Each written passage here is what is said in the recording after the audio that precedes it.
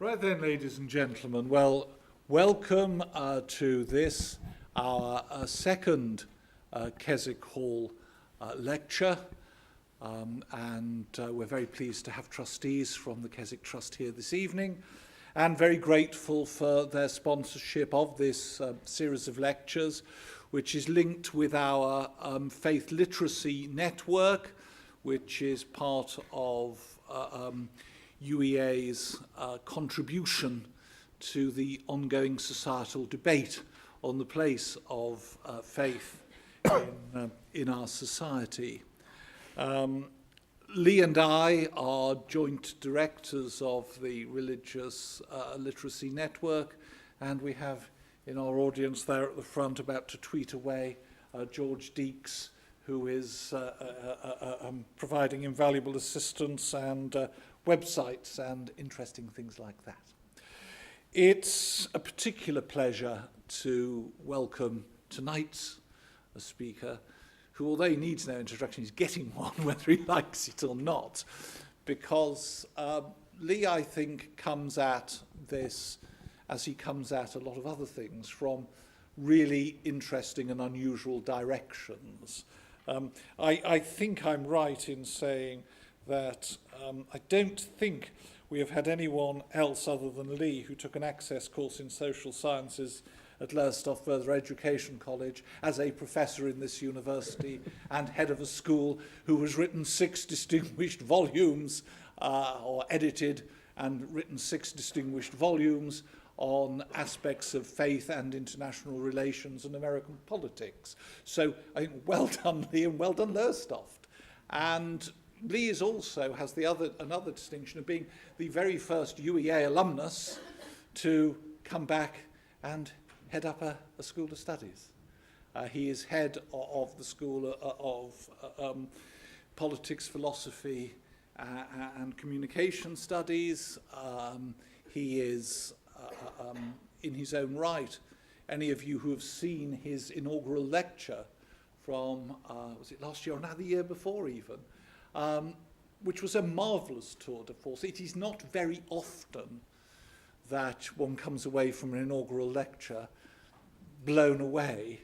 And I think Lee is the only person, possibly ever, and certainly the only person who could have got away with it, who played Johnny Cash as part of his inaugural lecture. I was very disappointed because, of course, I'd only really come to listen to Johnny Cash when he told me we don't have Johnny Cash this evening, but what we do have is Lee, and as part of our Keswick Hall Lecture series as the second, I'll announce the third one, which most of you will know about already at the end.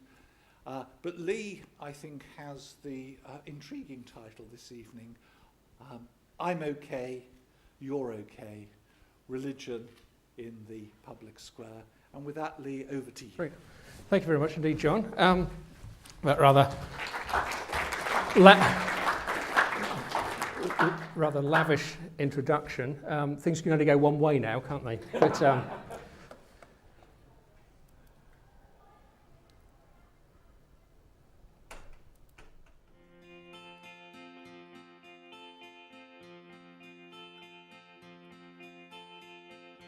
you make it sound easy.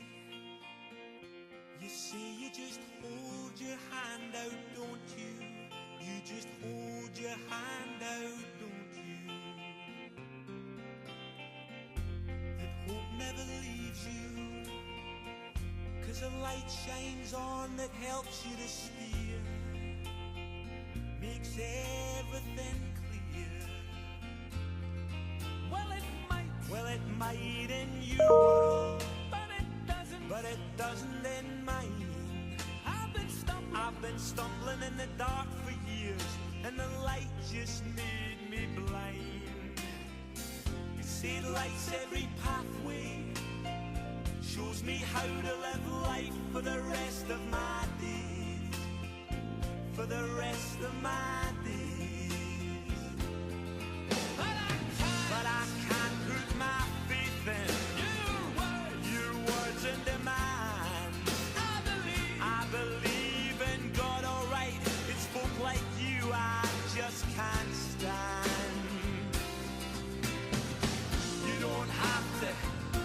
instill me to reinforce my faith, 'cause I know that one day I'll stand before my Maker.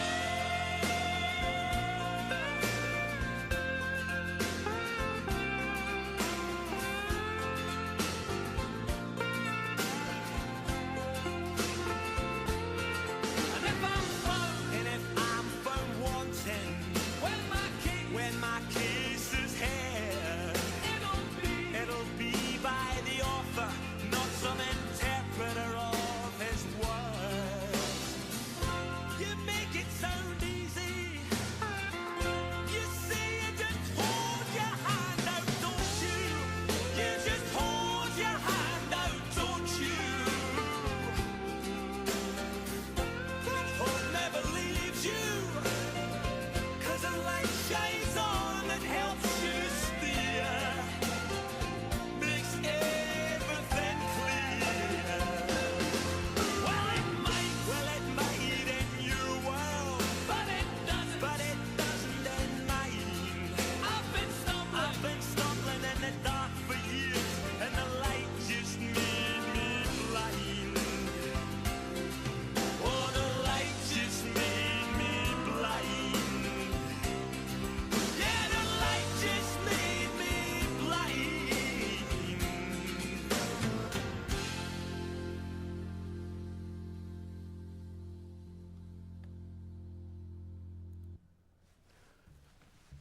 Okay, so perhaps a slightly different way to start a lecture. I wanted to start with the Proclaimers. Now, the Proclaimers are a very interesting Scottish group who've agonised publicly over their faith for decades, it seems. And it's quite an interesting contrast between the Proclaimers, the guys with the glasses, and the Proclaimers church here in Norwich and many other places who have very clear certainties. And so there's a doubt and there's a certainty. And what I want to talk about this evening is just weighing up this sort of doubt and uncertainty. There's a line of that particular song which says, "I believe in God Almighty. It's people like you I can't stand."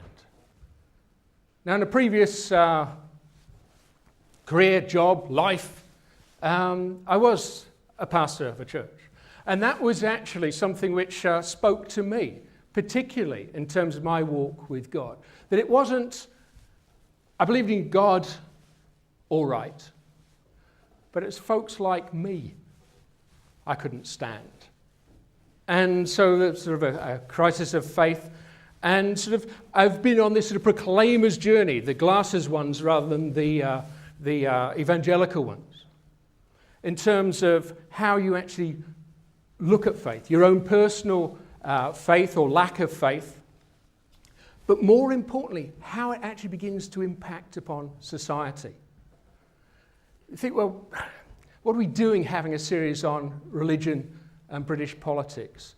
So probably two questions. Why religion, and why on earth hold it in Norwich? Good question. Norwich is an interesting place. If you look at the last census, it was the capital of the whole country for unbelief. Go Norwich. And yet, at the same time, we have a pedigree that's almost unique within the country. The first book in the English language written by a woman was our own Dame Julian of Norwich, Revelations of Divine Love. And you can still go and see her chapel down near the football ground. And we've named a building after her just down the road. Elizabeth Fry, the famous Quaker and prison reformer, house is actually our law school here. Edith Cavell. Even this building here, the Thomas Paine Study Centre. Thomas Paine, as you know, was born just down the road at Thetford. And Thomas Paine, used by many atheists to promote the cause, but his book, The Age of Reason, demonstrated his rationality for actually choosing to be a believer. Not a Christian, but a deist. So religion is very much sort of in the air. We have not just one cathedral, but we've got one to spare here in Norwich. So it's a place which is imbued with religion and religious understanding. Why politics? Why the interest in religion now? It's an area which has been largely excluded from higher education and also from the halls of power within this country. And as a nation, and in politics and in terms of the academy, and what we've seen is a buying in wholesale into the secularization thesis. When we talk about secularization, what we're talking about is the idea that the more educated you become, the more scientific in your thinking that you become, the less dependent on religion you become. And this was a theory which many sociologists expounded ad nauseum almost for decades.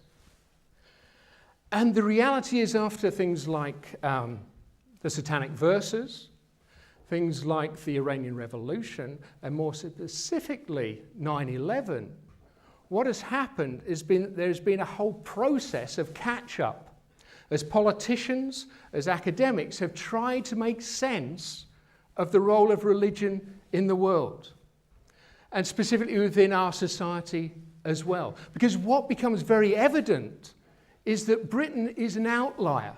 Western Europe is an outlier in the rest of the world. The rest of the world is sort of imbued with faith. And yet, within this country and Western Europe, then there's a large sort of element to which secularization has taken place and religion has been forced out of the public square. And we've had a separation of what is permissible in public and what is permissible in private. And what I want to do is to try and sort of address some of those issues today, because there could be very clear and good and justifiable reasons for that separation.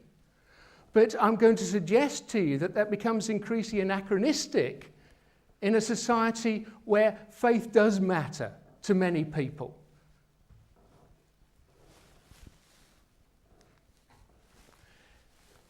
If we look at the census and look at some of the figures in terms of how many people are religious as such. Now, I mentioned that Norwich was the most sort of irreligious place, according to the last census. But if you look at how people are self-declaring themselves to be, so this is not asking if you're Church of England, it's not asking if you're a Roman Catholic, it's just saying, how do you see yourself? How do you see your faith? As many as 59% of the population self-identified as Christian. Admittedly, that's a fall from 10 years previously, where it was over 70%. And yet, nearly 60% of the population, if they are believers and believe in a specific type of faith, then can we exclude that from the public sphere? Can we exclude it from the debate which surrounds issues? Do we have to get to a situation where you are only allowed to debate certain things and certain subjects because you're part of a rationalist discourse? We also see sort of Muslim population going up to almost 5%. It's now over 5%.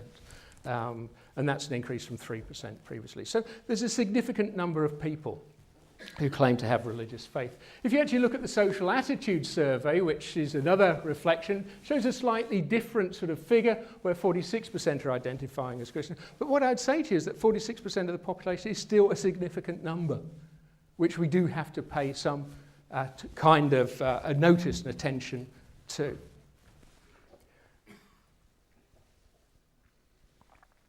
Now you might say, and you might think that, obviously we've got meetings like this, there's lots going on in terms of religion.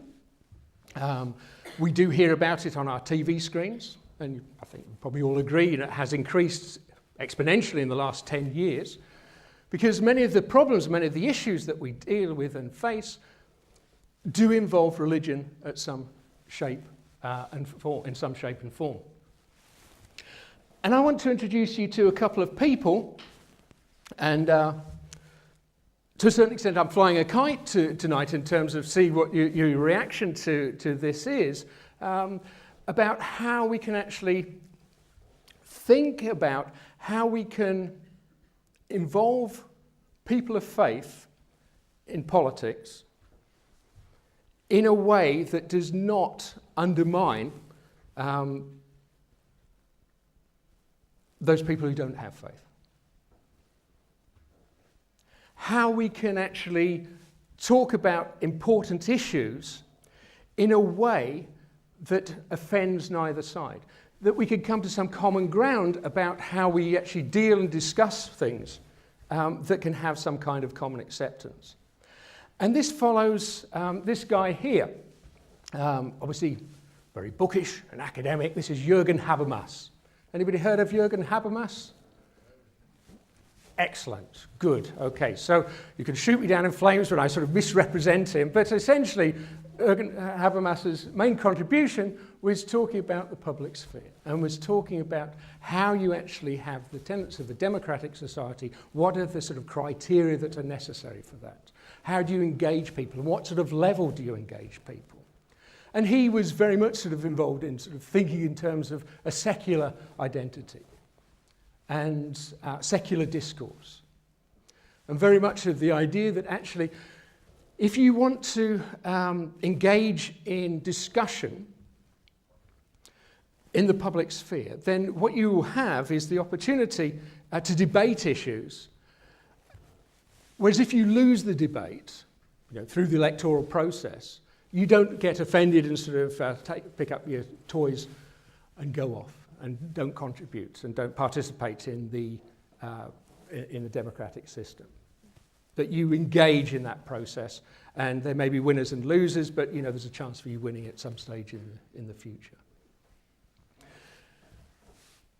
What's, in terms of sort of this religion and secular discourse, then the idea really that the public space has to be secular, whereby it's no good using religious arguments to try and win arguments which have to be based on rationality. Conception really that religion is perhaps irrational. And what Jürgen Habermas has done in the last sort of 6, 7, maybe 8, 9 years or so, is actually to have a rethink of that. And what he's arguing now is basically that religion has to be brought into the public sphere, or the public square. And it has to be brought in because the reality for most people of faith is you cannot separate your belief from argumentation and from discussion. You can't sort of compartmentalize. This is the rational secular part of me. This is the irrational religious part of me. Because people don't work like that. And actually, may be true at some stages in the West and in secular society, but for most of the world that's not true. And increasingly it becomes untrue within, particularly as we get sort of immigration and different groups coming in, so different groups of Muslim people, Catholics from Eastern Europe coming in. Then actually we start to change some of these dynamics. And they need a place to be able to operate. So his way of being able to sort of deal with that is to say, well, what we need to do is to actually, you can talk about your faith, but you have to use arguments that are going to be commonly accepted and understood by other people. So you have to, if you like, secularize your arguments in order to be able to have capacity within the public square. That was his original stance. And that people who are not of faith, people who are secular or non-religious, they have to allow space for that. They have to not decry and deride people of faith for their particular positions. But this translation needs to take place between religious language, religious speech, and secular speech, so that you can win on argument. So, I'll give you an example, something like maybe abortion. Now, abortion, what is a permissible argument in the public sphere on abortion is reasons for and against. You can have sort of pro-life, you can have pro-choice debates which can go on, and those can go on in the public sphere. What's not permissible is to say that God says, therefore, abortion is wrong. What you can do is to bring arguments to say, well, actually, it is detrimental to society because X, Y, Z, and you can have rational arguments to do that. So that's his sort of thinking in terms of his approach on this. What he's now saying, quite interestingly, I think, is that actually what we're doing by excluding religious people in particular from the public sphere is actually we're missing a trick. We're missing all that wealth of experience, all those sort of use of metaphor, all those ways of communicating that make very complicated issues seem very straightforward and be able to understand and to handle those issues. And so actually, we're also not, if we have the secular perspective, that you're denying the rational roots or the sacred roots of rational thinking. And so the Enlightenment comes out of a religious background. And so to try and think about those, and so how can we incorporate these people? Are we missing out something in society if we're excluding certain people from public discourse or rubbishing what they're saying? So what he does now is to actually transfer the onus onto the secular society and say, well, actually, you're permitted as a religious person, in order to be able to have this discourse, to be able to discuss big issues, to actually talk in religious terms. And the onus becomes then on the secular population to actually translate that and to make sense of what's actually being said. And so you have that argument or that discussion around key issues on that basis. Now, that's maybe all well and good. Not sure how people feel about that. But what I should say, I mean, some of the books that he's written on this are quite interesting, very long, quite heavy at times. And I don't want to sort of try and bore you or sort of confuse you with a lot of the sort of ideas which he has. What I'm trying to do is to basically say, well, here's the germ of an idea that Habermas and others are sort of advancing at the moment, recognizing there is a problem between public and private spheres. There is a problem between people of faith and people who have a secular perspective. But we live in the same world, we need to have this dialogue to take place. What is possibly missing from that discussion is how it actually becomes real, how it actually becomes tangible, how it actually makes sense to us, because we're talking sort of in abstractions at the moment. So what I want to do, the remainder of the talk, is to just give you sort of my thought really in terms of how we can actually use other sort of ways of trying to build this discourse that actually can result in a more harmonious society without sort of as much friction and within society between people of faith and people who have a secular perspective. And in order to do that, there's another guy I want to introduce you to. Some of you may or may not be familiar with him. I suspect far more people 30, 40 years ago would have been more familiar with him than they are today. But this is a guy called Eric Berne. And Eric Berne's a psychologist, a human psychologist. And he wrote something called Games People Play. And one of his disciples, one of his people who he worked with, went on and produced the best-selling book, I'm Okay, You're Okay. And it occurs to me that what's missing from that sort of the Habermasian sort of discussion really is how you actually get those conversations going, how you actually sort of give opportunities for people, and what are the problems that actually prevent dialogue between people.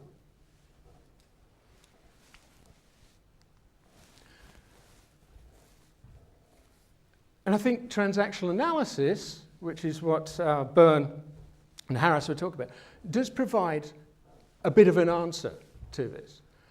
And transactional analysis essentially works with individuals and groups as well. What I'm suggesting is that actually it's possible to actually go beyond sort of individuals and groups and actually look at countries, to actually look at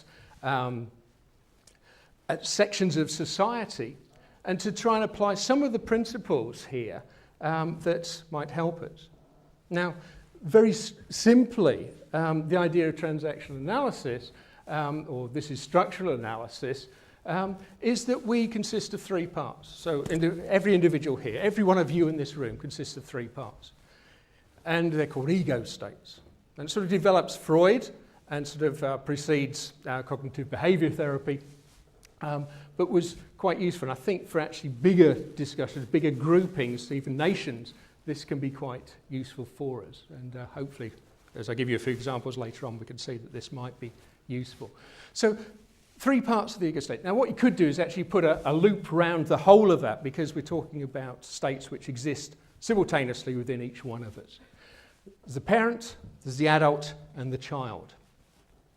Now, the parent state, what we're talking about here is really, actually, if I start with the child state, what we're talking about with the child state is those earliest memories that we have, those earliest sort of interactions we have with our parents, our guardians, with authority figures. And with these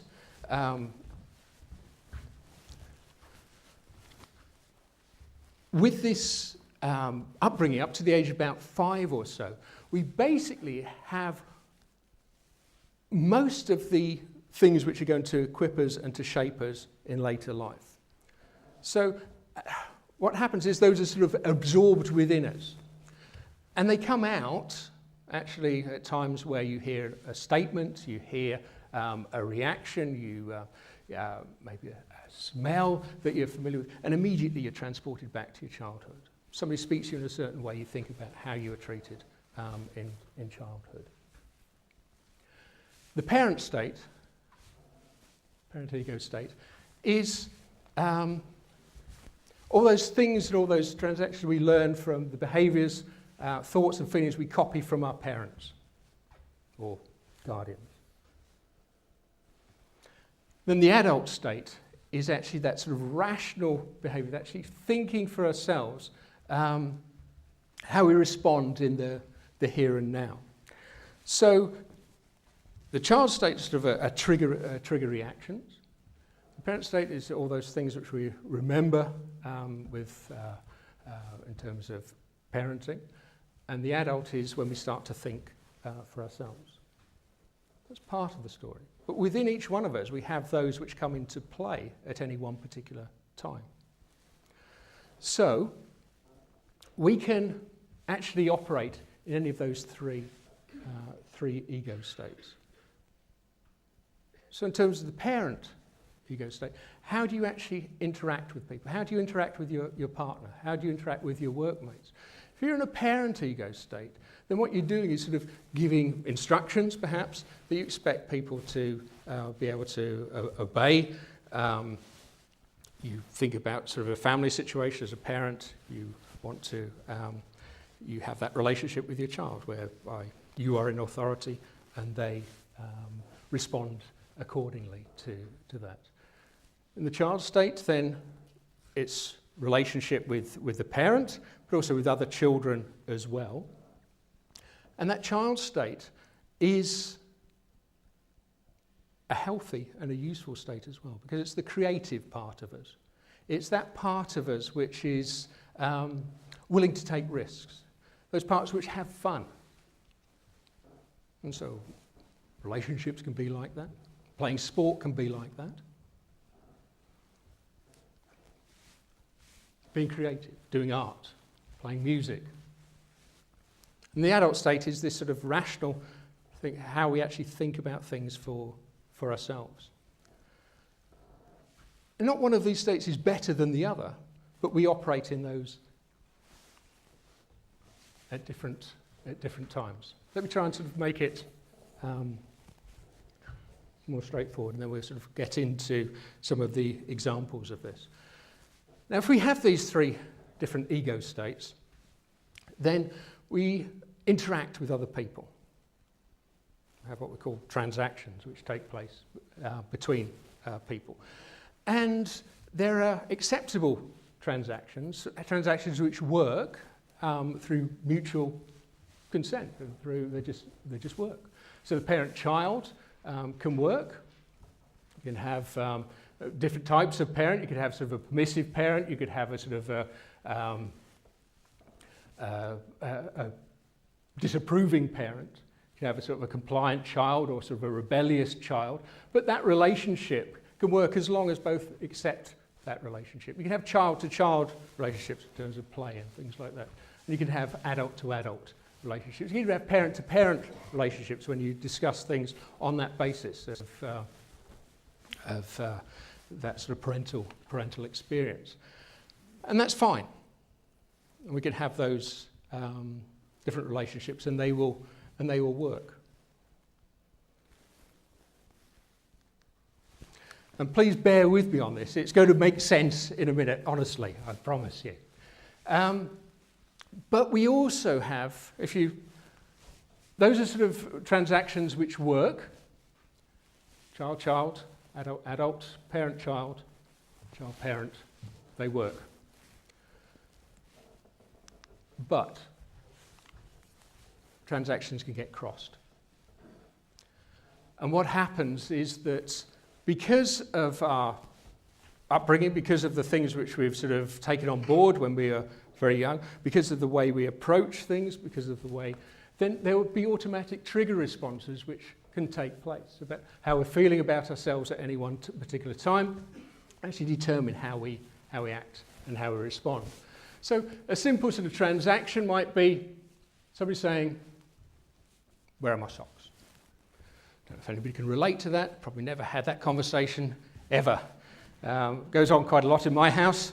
And it's interesting how the response sort of works out. So a parent to child relationship, "Where's my socks?" Then you find the socks. So that can work. If child's asking where the socks are, parent says exactly where they are. That's fine as a transaction. You can have it as an adult basis. You want to know where your socks are? They're in the drawer. That's an adult conversation. If when somebody says, "Where are your socks?" you immediately think, "You're always telling me off," or "You're not good enough," or it's an ulterior motive. Have a sort of dinner table, pass the salt. Why don't you get it yourself? Why don't you? You should have thought about that before you wanted to use it. So there's these cross transactions. And what the cross transactions are is actually trying to distort those sort of smooth lines between child and child relationship, adult and adult, parent and child and parent, which can work. And so what you have is a situation whereby as an adult, you might say, "Where are my socks?" But the child responds rather than that adult conversation because they're assuming that they're automatically being told off.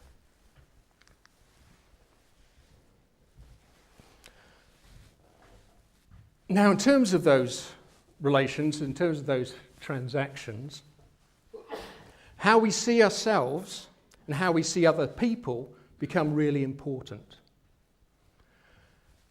Because they actually shape how conversations go. They're going to shape how we view other people and how our transactions are going to operate.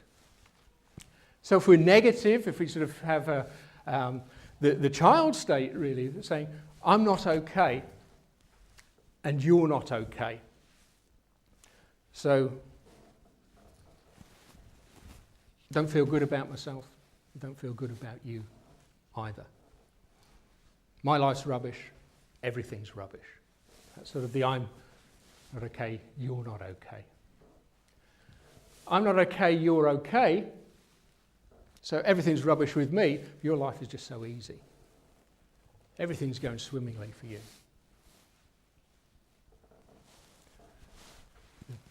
The quadrant at the top, I'm okay, you're not okay.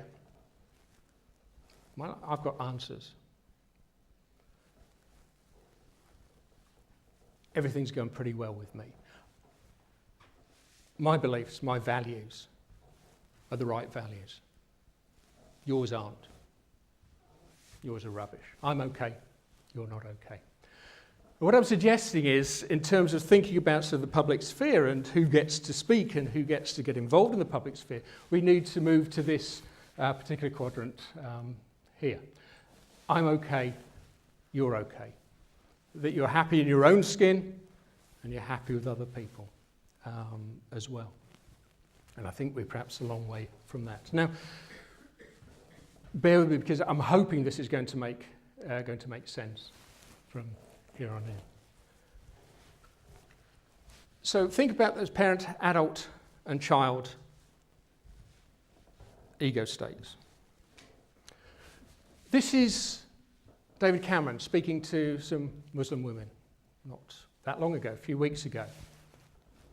And one of the things which Cameron talks about is actually the role of Muslim women in society. And what he talks about is this idea that actually Muslim women are a problem. And they're a problem because so many of them don't bother to learn English. And because of not learning English, actually they're opening the door to radicalism. If you think about parent, adult, child, what he's doing there, as he does and as our leaders do in almost every encounter, is to adopt a parent mode, speaking to the child, the disapproving parent speaking to the child. That you're not quite good enough. This is what British values are. You don't measure up to those values. That's fine if it follows that transaction, which is a parent-child, which is a reciprocal transaction. That if the people being spoken to see themselves as being in that child-parent relationship, absolutely fine. So Muslim women say, that's right, we have got a problem actually, and we're going to do something about it. That's fine. The reality, of course, is that that doesn't happen because it's actually a crossed transaction, because he's speaking to, as a parent, to children, but they're responding as adults. Because what they're saying is actually, it's not as simple as that. Actually, why are you having a go at us? We're actually making a contribution to society. Actually, you look at the connection. Is there a connection between not being able to speak English and people being radicalised? Of course there isn't. Where's your evidence? Let's have a rational discussion about this rather than a judgmental discussion which actually goes nowhere. This is true in this situation. It's true it's going to be true in the debate about the European Union. You'll have people giving lots of facts and telling you how awful it's going to be to leave or to stay within the European Union. And you'll be spoken to as a parent to a child, because we're the ones with the information. You either accept it or not. But if you start questioning, then that's a cross-transaction. You start wanting to rationalise, you want to think about the issues. And what's needed with Cameron and other leaders as well is to have that adult-to-adult conversation. Why is this an issue? How can we resolve it if it is an issue? What you have is a classic cross-transaction. The parent, figures speaking to children, respond as adults. And what we see, as Baroness Varsi mentioned last week, was indignation by many Muslim women who, have many languages very often and are making a significant contribution to our society. Yet this sort of measure is used constantly. It was used to great effect, this great speech of Hilary Benz over whether we should bomb Syria or not. It was a classic case of parent to child. And people sort of disagreeing with that, sort of wanting to enter into an adult relationship, or others who didn't, who wanted to sort of carry on at that sort of level or disagreement. And what we need are adult-to-adult conversations. Also last week, they had a Students Not Suspects tour, which the NUS are putting on. And this is opposing the prevent strategy. The prevent strategy is the government's attempt to prevent radicalisation. And they prevent radicalisation essentially by getting you and me to actually look at the behaviour and activities of other people. What they don't say specifically, but what they mean is actually we look at Muslims and see whether they are likely or showing indications that they're actually moving from a path of being normal, parent-child, normal, in terms of British values, or whether they're actually deviating from that as a disobedient child and actually seeking to question some things. Now what happens in that situation is that parent-child relationship is what is most important. But what happens is that students and lecturers and people in the health service and people in the education system and people in the public sector generally who are asked to do this struggle with it because they want to have an adult conversation.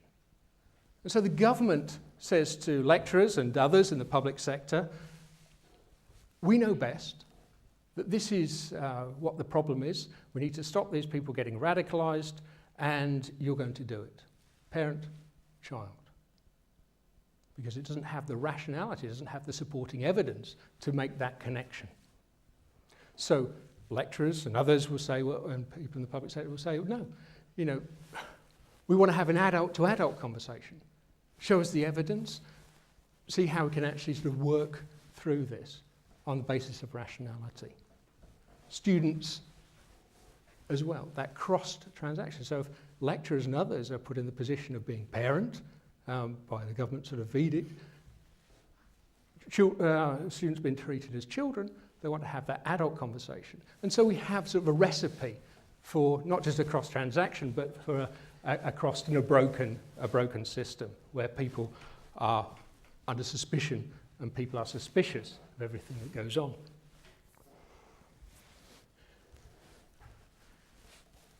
Issues like sort of same-sex marriage, which take place. Then what goes on there in terms of that discourse? Could we have an adult conversation? Now, when religious groupings have got involved, then, you know, are they arguing on the basis of parent to child? This is how it ought to be. This is, you ought to accept this. Is there a crossover there? And people who, gay people, people who support same-sex marriage, say, well, actually we want an adult-to-adult conversation. I suggest that in the public discourse, what's happened is that we have had adult-to-adult conversations, and what happens within churches, what happens within religious communities, that parent-child relationship is perfectly permissible and acceptable in terms of what should be the situation, what shouldn't be.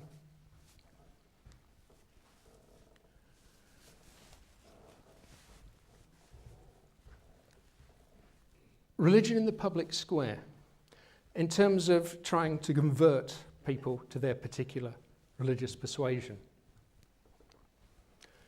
Now, two sort of examples there of street preaching. What's actually going on there? What is the issue which is there if we look at that sort of different ego states going on? What goes on in terms of evangelism or proselytization can be, not always, but can be, and usually is, I'd suggest, is that parent-child relationship which is going on, where the parent, the preacher, says, actually, I've got the answers. Your life isn't good enough. you need to change in order to be able to get to where I am, or to enjoy what we're experiencing. What happens in that sort of transaction is that the adult kicks in. Says, well, actually, I want to rationalise about this. I want to sort of think about this. I don't want to be treated like a child in this situation. Now, within religious setups, that's absolutely fine. In fact, our whole sort of Christian ethos is based on father and child relationship, where God is the father, or the substitutes, so priests intervening. We call, within the Catholic Church at least, the priest father. So that relationship is perfectly fine, and it works okay because there's acceptance of that. Where it's not accepted, where it doesn't get acceptance, is in the public sphere, where it becomes condemnatory about people, and it annoys people. And so you have those cross-transactions of being adult, where the approach is adopted as being as a parent.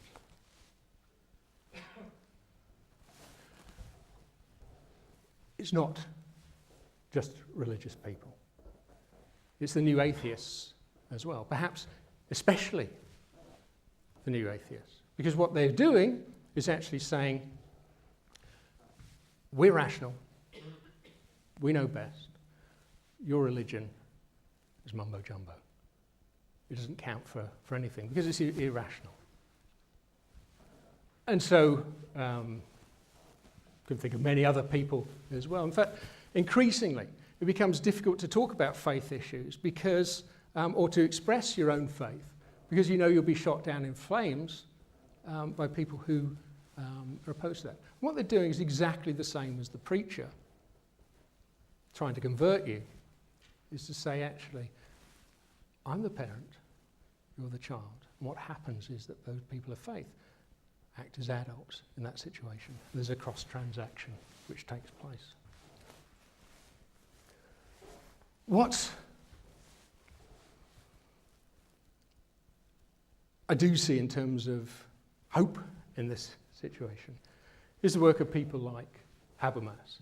And this is actually Cardinal Ratzinger, Pope Benedict, who entered into a dialogue with one another. And their conversation is at the basis of adult to adult, looking at what contribution people of faith have and looking at how that can be incorporated within the public sphere and how we can actually have dialogue, agree to disagree, but on the basis of actually some kind of mutual esteem, some kind of mutual respect for one another. Now, what I'm not saying is that people of faith have to abandon their faith principles. We're not talking about something which is purely relativist. I can remember Tony Campolo used to be very keen on describing a particular event. And Tony Campolo, for those of you who don't know him, is quite significant in terms of the Christian left in America. Was an advisor to President Bill Clinton on faith and helped him when he had his various problems that he had throughout the end of, towards the end of his presidency. But Tony Campolo has a good story, which I think bears repeating. So Tony Campolo is a sociologist, and he's also a Baptist, and he's also an evangelist. And he says he goes on this flight, and he takes the flight, the red-eye special, across America to get in at the very early hours of the morning. And he says, well, what he does normally when he goes on a flight is he actually thinks he's going to sit next to somebody. Does he feel like speaking to them? Doesn't he feel like speaking to them? If he feels like speaking to them, then normally conversation goes something like, what do you do? And he says, I'm a sociologist. And they say, how interesting. That's fantastic. And they can talk about sociology. If he doesn't want to talk, and if he wants to go to sleep, he says, I'm a Baptist evangelist. Immediately, the conversation closes down, except on one occasion. And the occasion was when somebody said, when he said, I'm a Baptist evangelist, they said, how interesting. let me tell you what I believe. And he says, well, what I believe is this, that we're all on a journey. And we're all going to end up in the same place. And we're all going to end up in heaven, and some of us are going to go by plane, and we start off and we go and we end up there. Some of us will go by bus. Some of us will go by train. Some of us will go by motorbike. But the important thing is that we all end up in the same place eventually. Tony Campolo says, is that what you believe? Great. And goes to sleep. 6 hours later, the flight is coming towards its end, and there is tremendous turbulence going on. And there's panic. And you can't see a foot in front of you as you look out the windows, because there's clouds and there's all kinds of horrible things going on. And Tony Campolo wakes up, and he speaks to the person next to him, and he says, I'm glad the person in the tower doesn't have your faith. I'm glad that there's somebody out there and they're saying left a bit, right a bit, move 3 degrees starboard. And little by little, you get brought in to the airport, even though you're in complete darkness. He said, I'm glad he's there doing that. I'm glad he doesn't share your faith and say there are many ways into the airport. No, there's just one. That is parent to child. That's fine within your religious background.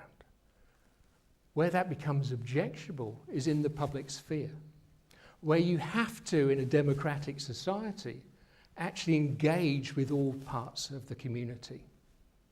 What I'm suggesting in terms of my talk today is that actually some parts of our society have been excluded from that conversation, and there needs to be an opening up so that people of faith can enter into public dialogue and that secular people can engage with people of faith on a basis which is not on that parent-child that you're wrong, which leads to cross-transactions because they want to have an adult-to-adult conversation, but to have adult-to-adult conversations, appreciating the merits of both sides of an argument and agreeing to be able to solve those arguments and discussions, just the same as if you're in the Labour Party or the Conservative Party, somebody's going to win the election, but there'll be another election along in just another 5 years. So you have opportunities to engage in that political process.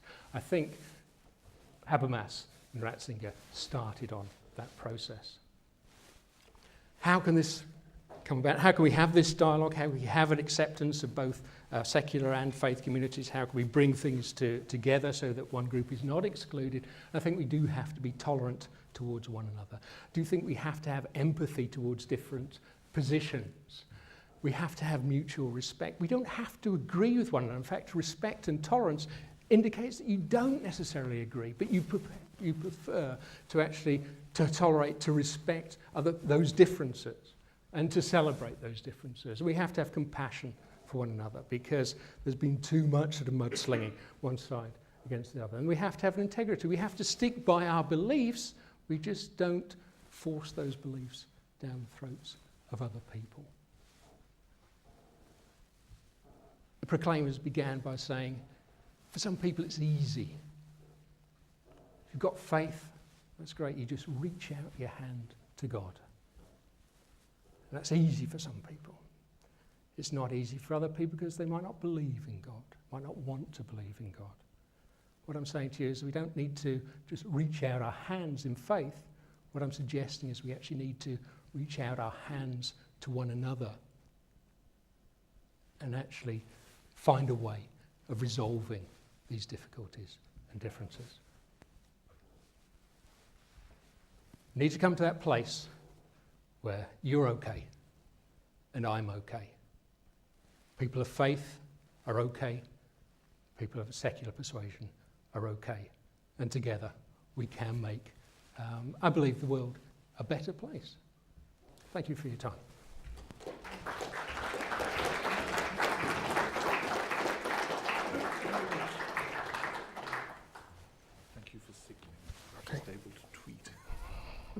Thank you. Okay.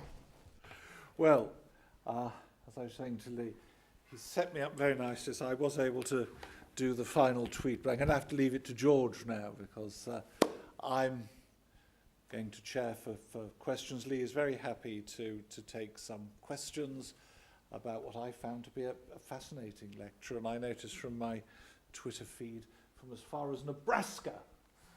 So there we are, Lee, we have penetrated to Nebraska at all points east and west of that by the look of it. And I think that way of analysing what's going on, I found very helpful. But over to you now for questions to see what you thought and what you'd like to take up with Lee. So we have a microphone which Marissa will rove with. So we no doubt have our first question at the top on the other side. But there we go. So questions, please. You've stunned them. There we are. Ian. Thanks, Lee. It was very enjoyable. I'm just interested in your analysis of a couple of features of British society. I think this was probably touched on in the last lecture, but the prayer for the day, thought for the day, institution on the Today programme, and the fact there are I think only 2 countries in the world where members of the established dominant religious sect are members of the legislature automatically. One is Iran and the other is the UK. Yep. So how do those feature in your ego state analysis of contemporary British society? Okay, yep, that's a really useful point. Actually, you were here for Saida. You weren't, okay. She both her and Akhil Ahmed, who's the head of commissioning at the BBC, actually were quite in favour of Radio 4 sort of thought for the day as it is. There might be some changes later on. And we're in favour of actually an established Church of England, which I thought was quite interesting. I don't happen to share that belief myself, or that. So in terms of how that actually works out, it depends how those people actually behave and respond. So I think it will depend on the individual, really. So on Thought for the Day, on Radio 4, then you can have adult-to-adult conversations taking place.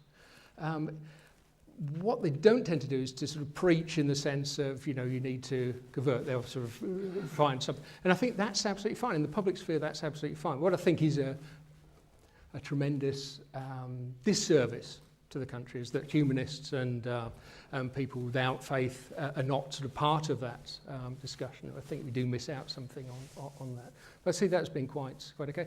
And with the clerics in the House of Lords, regardless of whether they should be there or not, I mean, I'm in favour of getting rid of the House of Lords and having an elected second chamber. But, given that they are there, it depends how they actually use that position. If they're saying this is how the country ought to be, because God says it should be that way, then that's a very different conversation to actually engaging rationally with the various issues that they come into contact with. And again, it would vary. I don't think they function as a block as such. It would vary with each one of them. But it is a real issue, I think.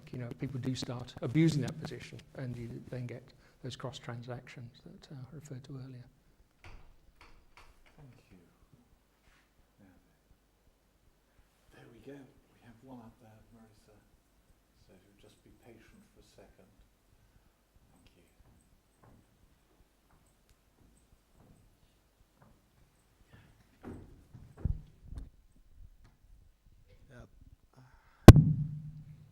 Thank you very much.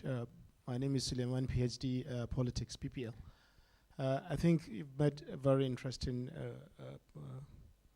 discussion, and particularly like how you ended, and do believe that if this can be implemented on wider, possibly global scale, it will certainly help to make the world a better place, like you said. The question is how? How can this be done? Because as you were speaking about parent-to-child relationship, I feel that most people are born into such relationships, whether they agree or do not agree. For example, the hierarchical nature of society itself means that people are structured leaders are structured to talk down at those below. And those below, sometimes they rebel, sometimes they agree, depending on circumstances, So Yes. I was thinking, how do you go beyond this hierarchical structure in society to come up with this idea of you're okay and I'm okay? Yeah. Thank you. Really, really helpful. Thank you. It's not easy.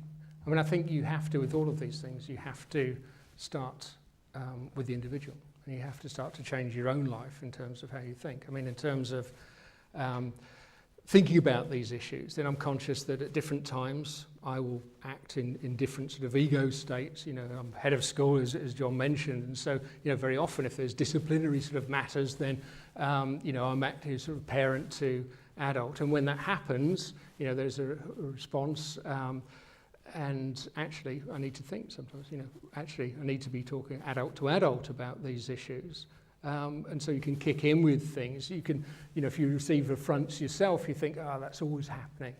You immediately go, you're okay, I'm not okay, you're okay. And so we have to sort of constantly check ourselves in terms of where we actually are.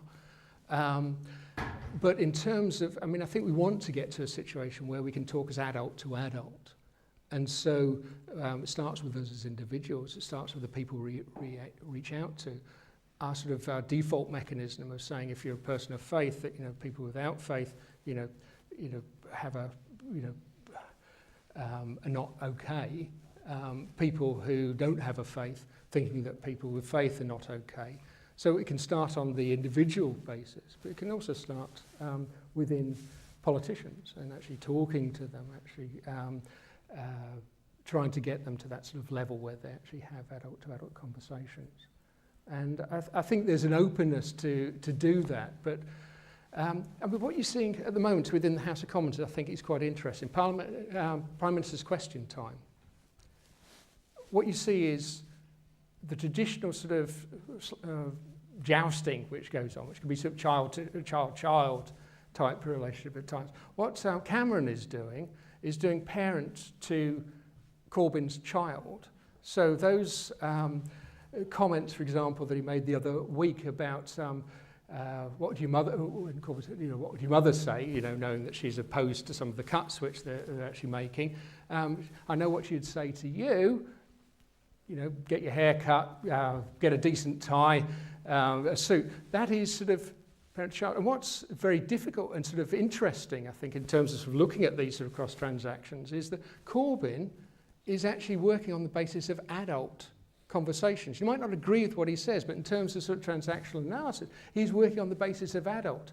And why things don't work out and why it's not sort of the usual sort of Punch and Judy show is because he's not playing by the rules. And so Cameron is trying to treat him as a child, but the adult kicks in, and that sort of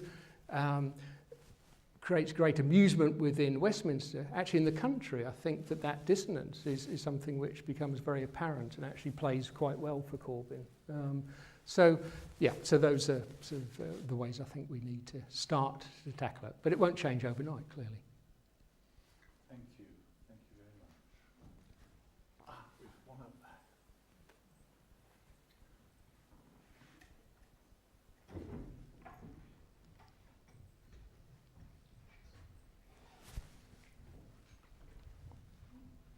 Thank you very much. Mike Lamb, I'm a retired Baptist minister, but not on the same standing as Tony Campolo. I'm interested, and we've obviously been helped by your analysis of the relationships that you've given us. I'm trying to find out what are the bridges between parent and child, adult and adult, etc. When we're talking to people who come from a very different background, faith, cultural situation from ourselves, what bridge can we use? My personal feeling is that it's got to be one of common humanity. Yes. Do you find that this could be useful? And what else would you suggest? Yeah, I mean, I think, yeah, common humanity works because I think that is at the basis of treating people on an equal footing. The items which are put up here in terms of tolerance, respect, integrity, empathy, and that common humanity, that empathy for one another, actually trying to stand in the shoes of somebody else, I think is very, very important indeed. And it's that reaching out to somebody else is important. Now, I'm sure you're not like this, but I know I was when I was a pastor. I would have a sense of sort of moral superiority or having the right answers, and that if people just could listen and could sort of respond to those, then their lives would be transformed. And I don't think that's something which is unique to me, but actually reaching out on that basis of a common humanity is absolutely vital. And yeah, if you're looking to win souls, if you're looking to convert people, I think that's a far more effective way of doing that. But actually just that, and that does bridge things quite well. Not sure if that answers your thing. It's a difficult one, but we do just need to reach out to other people on the basis of equality. Analysis that could be missing there is perhaps humility. Yes. Yeah. Yes. Absolutely. I'll change the slide as soon as I get home. Thank you. Thank you. We have one over here.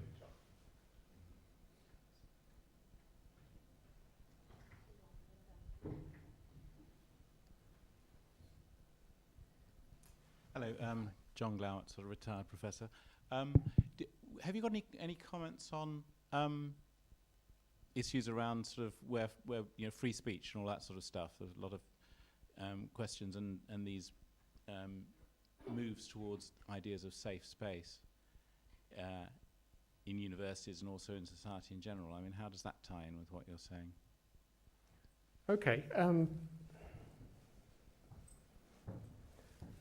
I think it ties in quite well. It's not something which I have, I major on at all. I've got a colleague, Alex Brown, who's actually written on this and is very engaged with the issue. But in terms of free speech or safe space, it's that sort of adult conversation. It's the hectoring that is problematic, where there's and those cross transactions come in, and I think that does happen. And it happens actually with a lot of people who are sort of speaking in favour of either safe space or free speech. So students' unions, for example, around the country, in their sort of bid to sort of to make safe spaces, actually close down free speech in terms of people who disagree with what they're saying. And what I would say, and I think the UEA way actually, is to actually encourage debate and encourage adult-to-adult transactions. And to agree to disagree, but to have that adult-to-adult conversation rather than closing things down and closing space down. Now, appreciate where anti-Semitism, where Islamophobia, where a whole host of other issues actually start to intimidate people. That becomes more difficult. What I'd say is, there needs to be safeguards in place so that people can actually have that robust discussion, but on an adult-to-adult basis. Not very satisfactory answer, but I think this is something which we have to.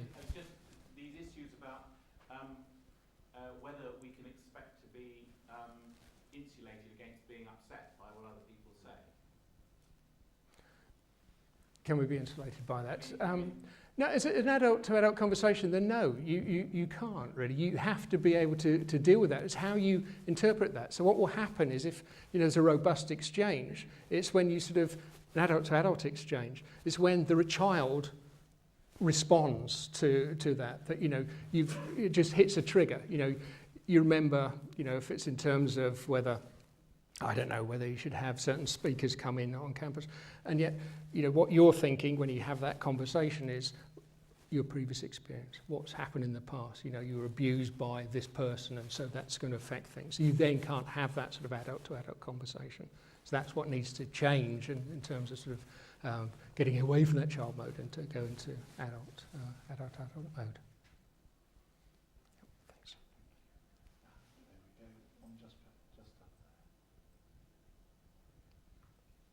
Thank you. David Patey. Can I ask you to reflect on the pre-apartheid, or you know, the change at the end of apartheid and the Truth and Reconciliation process, in terms of the method that you're advocating, and as a supplementary, you know, whether you think it was successful or not, but do you think it could have happened without the faith basis that was apparently very important to it? Okay. It's not an area which I have researched. Obviously, I've sort of looked at it and had interest over that particular time. I mean, I think in terms of the faith-based element to that, I think it was absolutely essential. I know more about sort of the Northern Irish peace process, and certainly the role of faith in that was absolutely key to actually bringing both sides together, and particularly the IRA into negotiations. So that is an important role, and I think, you know, that role, if you look at Desmond Tutu, you look at other people, you look at Mandela and de Klerk, then what happened was their conversation was at the basis of adult to adult. Actually, those hurts which people had to be reconciled. You know, the child-to-child level is sort of, you know, those real hurts. You know, how do you deal with those? The only way to deal with them really was at the rational level. You know, this is awful that it's happened, but we do have to draw a line under this so we can actually move on. And this idea actually from faith, actually, that forgiveness is, or rather unforgiveness, actually cripples us. And although, you know, there might be good reasons for not forgiving somebody, actually our health and well-being is dependent upon and determined by our ability and our willingness to forgive. And I think that's something which comes from faith rather than from sort of a rationalist sort of discourse as such. And so I think, you know, those contributions become really important. But it was allowing space for actors of faith to get involved in that process. And I'm not convinced that in Western Europe we're allowing those actors of faith to actually come in and get involved in political processes, because I think there's a judgmentalism which takes place which prohibits that. Thank you very much. Right, I think there's time for just one more then. We have a gentleman down here. Okay. Decide to get Marisa to work harder.